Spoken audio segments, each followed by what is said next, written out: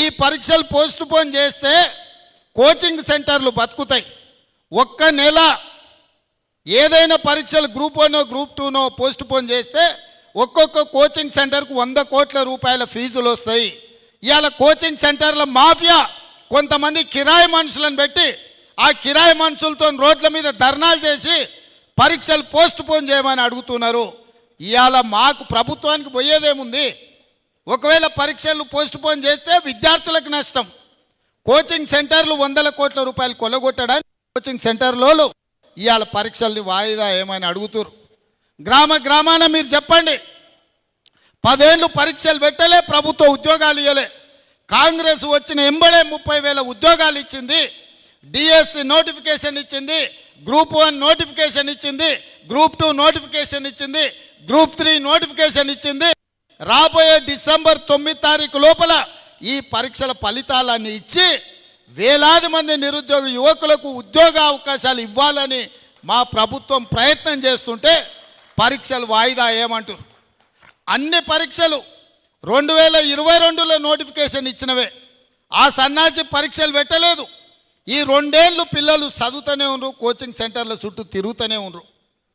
ఇప్పుడు కొత్తగా మళ్ళీ వాయిదా వేస్తే ఇవన్నీ కూడా కోచింగ్ సెంటర్లలో వాళ్ళ కోచింగ్ సెంటర్లు నడపనికే.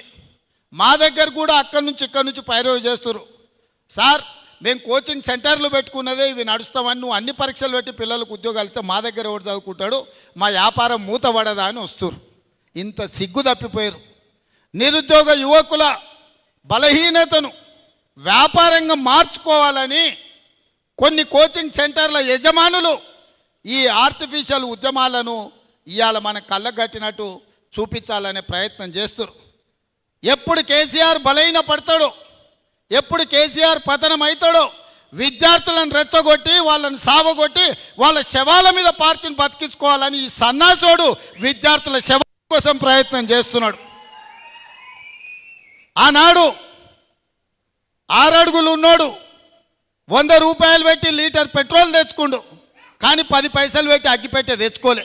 పెట్రోల్ డ్రామాతో హరీష్ రావు డ్రామా ఆడితే ఇది నిజం అనుకొని శ్రీకాంతాచార్య అని పేదోళ్ళ బిడ్డ పెట్రోల్ పోసుకొని తెలంగాణ ఉద్యమంలో ప్రాణ త్యాగం చేశాడు.